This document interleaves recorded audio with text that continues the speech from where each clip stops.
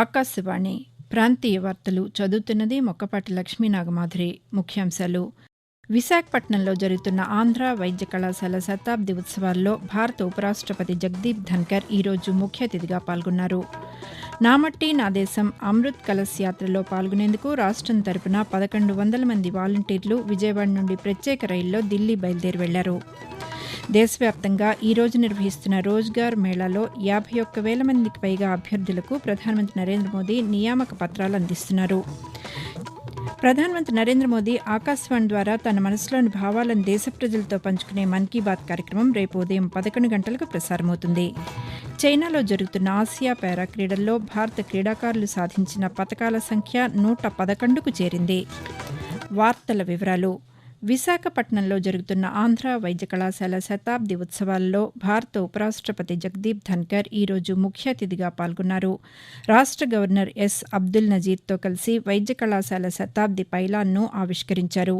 అలాగే పూర్వ విద్యార్థుల నుంచి సేకరించిన 50 కోట్ల రూపాయల విరాళాలతో నిర్మించిన సెంటినరీ భవనాన్ని ఉపరాష్టపతి ప్రారంభించారు. అనంతరం ఆంధ్ర వైద్య కళాశాలలో క్లినికల్ బయోమెడికల్ రీసెర్చ్ సెంటర్కు శంకుస్థాపన చేశారు. ఈ కార్యక్రమంలో రాష్ట వైద్య ఆరోగ్య శాఖ మంత్రి విడదల రజని, పరిశ్రమల శాఖ మంత్రి గుడివాడ అమర్నాథ్, పార్లమెంటు సభ్యులు జీవీఎల్ నరసింహారావు తదితరులు పాల్గొన్నారు. ఢిల్లీలో ఈ నెల 31వ తేదీన జరగనున్న నా మట్టి నా దేశం అమృత్ కలశ్ యాత్ర ముగింపు కార్యక్రమంలో ప్రధానమంత్రి నరేంద్ర మోదీ ప్రసంగిస్తారు. ఈ యాత్రలో 766 జిల్లాల నుండి 1000 బ్లాకులకు చెందిన అమృత్ కలశ్ యాత్రికులు పాల్గొంటారు. భారతదేశానికి స్వాతంత్ర్యం వచ్చి 75 సంవత్సరాలైన సందర్భాన్ని పురస్కరించుకుని 2021 మార్చి 12వ తేదీన ప్రారంభమైన ఆజాదీ కా అమృత్ మహోత్సవ్ 2 ఏళ్ల ముగింపు ఉత్సవాలను కూడా ఈ కార్యక్రమంలో భాగంగా నిర్వహిస్తారు. 36 రాష్ట్రాలు, కేంద్రపాలిత ప్రాంతాల నుంచి 17,000 మందికి పైగా అమృత్ కలశ్ యాత్రికులు ఢిల్లీ చేరుకుంటున్నారు. ఇలా ఉండగా రాష్టం తరపున 26 జిల్లాల నుండి 824 అమృత కలశాలతో 1,100 మంది వాలంటీర్లు ఈ ఉదయం విజయవాడ నుండి ప్రత్యేక రైల్లో ఢిల్లీ బయలుదేరి వెళ్లారు. ఈ సందర్భంగా విజయవాడ రైల్వే స్టేషన్లో దేశభక్తి ఉట్టిపడేలా పలు కార్యక్రమాలు నిర్వహించారు. దాదాపు 750 మంది మున్సిపల్, ప్రైవేట్ పాఠశాలలకు చెందిన విద్యార్థులు, భారత్ స్కౌట్ అండ్ గైడ్స్ ఈ కార్యక్రమంలో పాల్గొన్నారు. కూచిపూడి జానపద నృత్యాలను విద్యార్థులు ప్రదర్శించారు. 1.5 కిలోమీటర్ల పొడవైన త్రివర్ణ పతాకాన్ని పాఠశాల విద్యార్థులు విజయవాడ రైల్వే స్టేషన్లో మానవహారంగా ఏర్పడి ప్రదర్శించారు. ఈరోజు వాల్మీకి జయంతి సందర్భంగా ప్రధానమంత్రి నరేంద్ర మోదీ దేశ ప్రజలకు శుభాకాంక్షలు తెలిపారు. సాంఘిక సమానత్వం, సద్భావనతో కూడిన ఆయన విలువైన ఆలోచనలు ఇప్పటికీ భారతీయ సమాజంలో స్ఫూర్తి నింపుతూనే ఉంటున్నాయని సామాజిక మాధ్యమం ఎక్స్ వేదికగా నివాళులర్పించారు. మానవీయ విలువలు కలిగిన సందేశాలనిచ్చిన వాల్మీకి మహర్షి మన నాగరికత, సంస్కృతిల అమూల్యమైన వారసత్వ సంపదగా యుగయుగాల వరకు నిలిచిపోతారని ప్రధానమంత్రి కొనియాడారు. దేశవ్యాప్తంగా ఈరోజు 37 ప్రాంతాల్లో రోజ్గార్ మేళాలు నిర్వహిస్తున్నారు. ప్రభుత్వ ఉద్యోగాలు సాధించిన 51,000 మందికి పైగా అభ్యర్థులకు ప్రధానమంత్రి నరేంద్ర మోదీ దృశ్య మాధ్యమం ద్వారా నియామక పత్రాలు అందిస్తున్నారు. ఈ సందర్భంగా అభ్యర్థులను ఉద్దేశించి ప్రధానమంత్రి ప్రసంగిస్తారు. కేంద్ర ప్రభుత్వ విభాగాలతో పాటు రాష్ట, కేంద్రపాలిత ప్రాంత ప్రభుత్వ విభాగాల్లో నియామకాలు సాధించిన అభ్యర్థులు ఈ మేళాలో నియామక పత్రాలు అందుకుంటున్నారు. రైల్వే, తపాలా, రెవెన్యూ, ఉన్నత విద్య, హోంమంత్రిత్వ శాఖల పరిధిలోని విభాగాల్లో ఉద్యోగాలు సాధించిన అభ్యర్థులు వీరిలో ఉన్నారు. రాష్ట్రంలోని ప్రభుత్వ బోధనాసుపత్రులు, వైద్య కళాశాలల్లో పారామెడికల్, నాన్ క్లినికల్ సహాయ సిబ్బంది పోస్టులని నవంబర్ నెలాఖరులోగా భర్తీ చేయాలని వైద్య విద్య డైరెక్టర్ డాక్టర్ డిఎస్వీఎల్ నరసింహం ఉత్తర్వులు జారీ చేశారు. పోస్టుల భర్తీకి డిఎస్సి ద్వారా కంబైన్డ్ నోటిఫికేషన్ ఇవ్వాలని సూపరింటెండెంట్లు, ప్రధానాధ్యాపకులకు సూచించారు.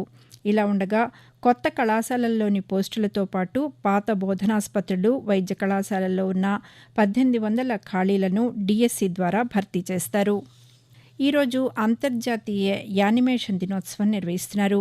యానిమేషన్ ప్రక్రియలో పాలు పంచుకుంటూ ప్రజలను, ప్రత్యేకించి పిల్లలను ఆకర్షించే విధంగా చిత్రాలను రూపొందిస్తున్న కళాకారులు, సాంకేతిక నిపుణులు, శాస్త్రవేత్తల కృషిని గుర్తించే ఉద్దేశంతో ఈ కార్యక్రమం జరుగుతోంది. చార్లెస్ ఎమిలే రెనాల్డ్స్ అనే శాస్త్రవేత్త తన మేధస్సుతో రూపొందించిన మొదటి యానిమేషన్ చిత్రాన్ని 1892వ సంవత్సరం అక్టోబర్ 28వ తేదీన ప్యారిస్ నగరంలో ప్రదర్శించినందుకు గుర్తుగా ప్రతి ఏటా ఇదే రోజున అంతర్జాతీయ యానిమేటెడ్ ఫిల్మ్ అసోసియేషన్ పిలుపు మేరకు ఈ కార్యక్రమాన్ని నిర్వహిస్తున్నారు. ఆకాశవాణి ప్రాంతీయ వార్తలు వింటున్నారు. ప్రధానమంత్రి నరేంద్ర మోదీ తన మనసులోని భావాలను ఆకాశవాణి ద్వారా దేశ ప్రజలతో పంచుకునే మన్ కీ బాత్ మనసులోని మాట కార్యక్రమం 105వ సంచిక రేపు ఉదయం 11 గంటలకు ప్రసారమవుతుంది. మన్ కీ బాత్ తెలుగు అనువాదం ప్రధానమంత్రి ప్రసంగమైన వెంటనే ఒకసారి, రాత్రి 8 గంటలకు మరోసారి ఉభయ తెలుగు రాష్ట్రాల్లోని అన్ని ఆకాశవాణి కేంద్రాల ద్వారా ప్రసారమవుతుంది. ప్రధానమంత్రి మన్ కీ బాత్పై ఆకాశవాణి విజయవాడ కేంద్ర ప్రాంతీయ వార్తా విభాగం సమర్పించే ప్రత్యేక విశ్లేషణ కార్యక్రమం రేపు రాత్రి 7:45 ప్రసారమవుతుంది. రాష్ట్రంలో 10వ తరగతి పబ్లిక్ పరీక్షలకు ఈ నెల 28వ తేదీ నుంచి నవంబర్ 10వ తేదీ వరకు పరీక్ష ఫీజు చెల్లించేందుకు అవకాశం కల్పించినట్లు ప్రభుత్వ పరీక్షల విభాగం సంచాలకులు డి. దేవానందరెడ్డి తెలిపారు. 11వ తేదీ నుంచి 16వ తేదీ వరకు రూ. 50, 17వ తేదీ నుంచి 22 వరకు రూ. 200, 23వ తేదీ నుంచి 30వ తేదీ వరకు రూ. 500 ఆలస్య రుసుముతో ఫీజు చెల్లింపునకు అవకాశం కల్పించినట్లు పేర్కొన్నారు. విద్యార్థుల వివరాలను ప్రధానోపాధ్యాయులు నవంబర్ 10వ తేదీలోపు పంపాలని, ఎట్టి పరిస్థితుల్లోనూ గడువు పొడిగింపు ఉండదని దేవానందరెడ్డి స్పష్టం చేశారు. చైనాలో జరుగుతున్న ఆసియా పారా క్రీడల్లో భారత క్రీడాకారులు సాధించిన పతకాల సంఖ్య 111కు చేరింది. ఆసియా పారా క్రీడల్లో భారత పతకాలు 100 దాటడం ఇదే తొలిసారి. వీటిలో 29 స్వర్ణ పతకాలు, 31 రజత, 51 కాంస్య పతకాలు ఉన్నాయి. ఈ సందర్భంగా ప్రధానమంత్రి నరేంద్ర మోదీ అథ్లెట్లపై ప్రశంసలు కురిపించారు.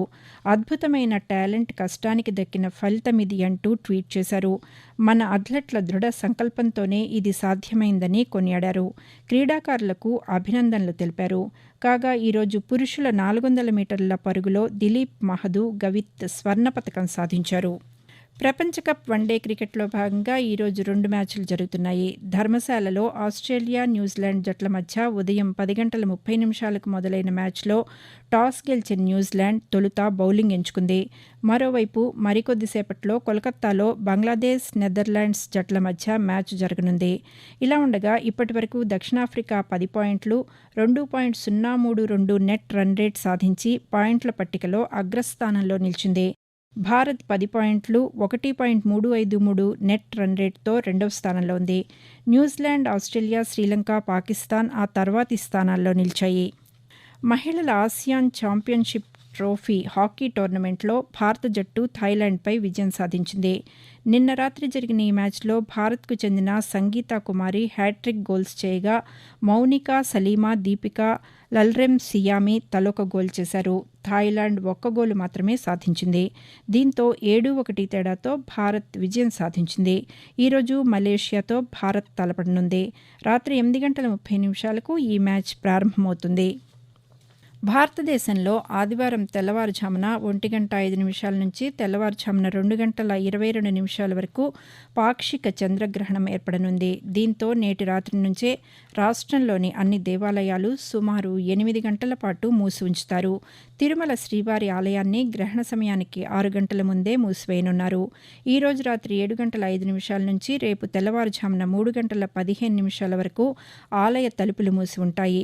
దీంతో నేడు సహస్ర దీపాలంకరణ సేవ, వికలాంగులు, వయోవృద్ధుల దర్శనాలను టీటీడీ రద్దు చేసింది. రాష్ట్ర వ్యాప్తంగా అన్ని ఆలయాల్లోనూ రేపు ఉదయం సంప్రోక్షణ అనంతరం భక్తులను దర్శనానికి అనుమతిస్తారు. ఆకాశవాణి ప్రాంతీయ వార్తలు ముగించే ముందు ముఖ్యాంశాలు మరొకసారి. విశాఖపట్నంలో జరుగుతున్న ఆంధ్ర వైద్య కళాశాల శతాబ్ది ఉత్సవాలలో భారత ఉపరాష్ట్రపతి జగదీప్ ధన్కర్ ఈరోజు ముఖ్య అతిథిగా పాల్గొన్నారు. నా మట్టి నా దేశం అమృత్ కలశ్ యాత్రలో పాల్గొనేందుకు రాష్ట్రం తరపున 1100 మంది వాలంటీర్లు విజయవాడ నుండి ప్రత్యేక రైల్లో ఢిల్లీ బయలుదేరి వెళ్లారు. దేశవ్యాప్తంగా ఈరోజు నిర్వహిస్తున్న రోజ్గార్ మేళాలో 51,000 మందికి పైగా అభ్యర్థులకు ప్రధానమంత్రి నరేంద్ర మోదీ నియామక పత్రాలు అందిస్తున్నారు. ప్రధానమంత్రి నరేంద్ర మోదీ ఆకాశవాణి ద్వారా తన మనసులోని భావాలను దేశ ప్రజలతో పంచుకునే మన్ కీ బాత్ కార్యక్రమం రేపు ఉదయం 11 గంటలకు ప్రసారమవుతుంది. ఆకాశవాణి ప్రాంతీయ వార్తలు ఇంతటితో సమాప్తం.